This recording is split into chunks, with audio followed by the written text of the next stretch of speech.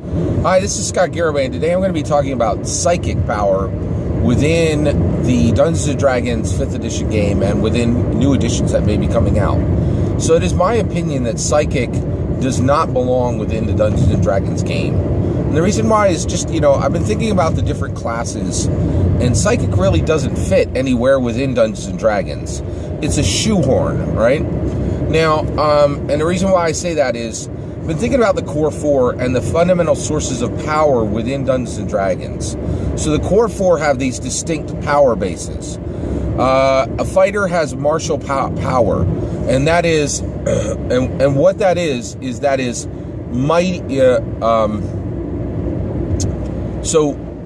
Let's talk about that.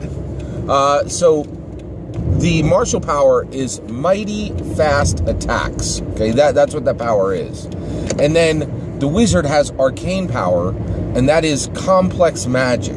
Okay, and then the cleric has the divine power, which is bestowed blessings. And last, the rogue has sleight power, which is obscured swift action. Now, each one of these is distinct, and you can tell where they're coming from. So, wizards, there is magic within the world. They're using, a lot of hours of resource to pull that magic out, right? But what is psychic, right? So, psychic is really, it is the fighter class for a mental warrior, okay?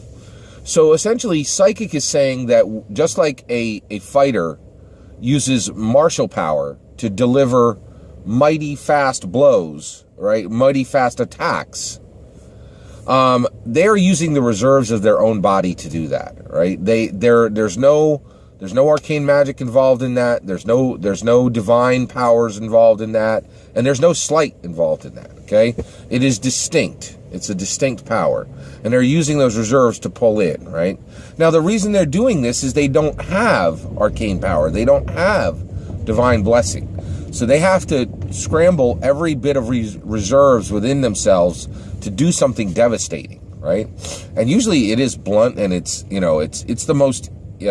Destroying things is the most easiest thing to do. It's far easier than creating things, right? So, they're getting as much as they can from their own reserve, okay? Now, to have a psychic class, you need to do the same. It is someone using they're using their intellect specifically to pull from their reserves from what's in their mind to create and manifest things within our world, right? Well, the problem with that is it's going to have to come from within themselves, okay?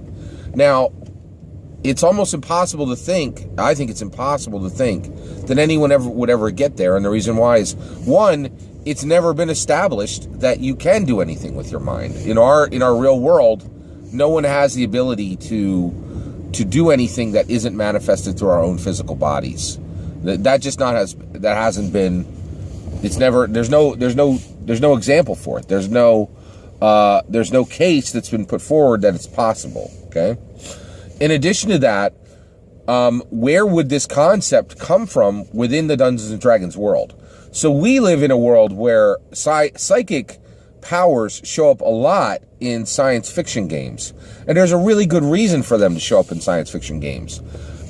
Magic is essentially the ability to break the rules of the world, right?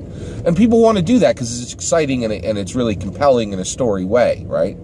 So this idea that, we have unlimited potential within our own minds, it makes complete sense within a science fiction setting because science fiction settings are not acknowledging a secret power of a secret resource of magic within the world, and they're certainly not acknowledging deities, right?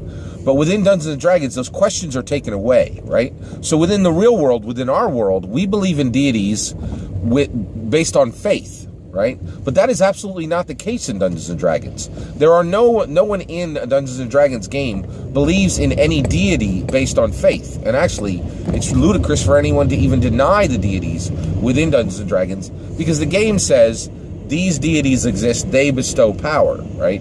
And the game also says there are huge untapped reserves of magic.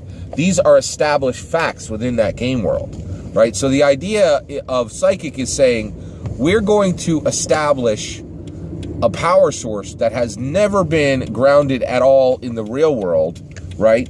And establish it as a fact within the Dungeons & Dragons world, when the reality is the structure of the existing Dungeons & Dragons world would never really give any fertile ground for that concept to ever grow. And what I mean by that is, who on earth is going to try to tap the reserves within themselves when there are existing reserves of magic, and when there are deities who will bestow blessings on people, right? So that's my point, is psychic really does not fit at all within the Dungeons and Dragons world. Now, one of the things that's happened is, I think Wizards of the Coast did this brilliantly, right? So one, I wish they had left it psychic. All they did within the Dungeons & Dragons 5th edition game was they included psychic damage, but they absolutely did not include any psychic classes, which is great, because they really don't fit. They do not fit. Now, since then, they have allowed psychic to be introduced through psionics, and that is interesting. And I think that's a good way to go, because everything that's been published through Unearthed Arcana is, if you're a game master, you can allow this in.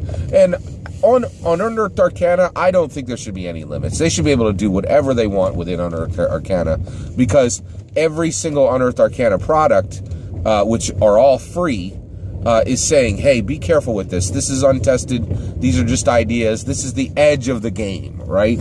And so that's great. I mean, there's virtually no downside to Unearthed Arcana. It's free, and it has complete authority given to the game master to say, you decide if this comes into your game. And if you decide this doesn't come into your game, no one can lift a finger to you. You know, like that's not wrong. You have the right to do that. So I'm fine that they actually brought psychic powers in through Unearthed Arcana.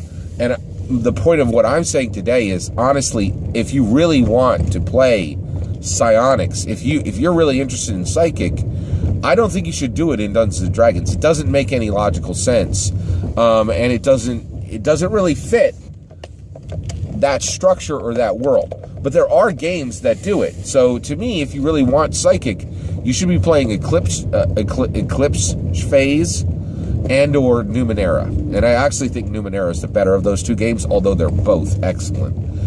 So that's my take on what should be done with psychic class within the Dungeons & Dragons world.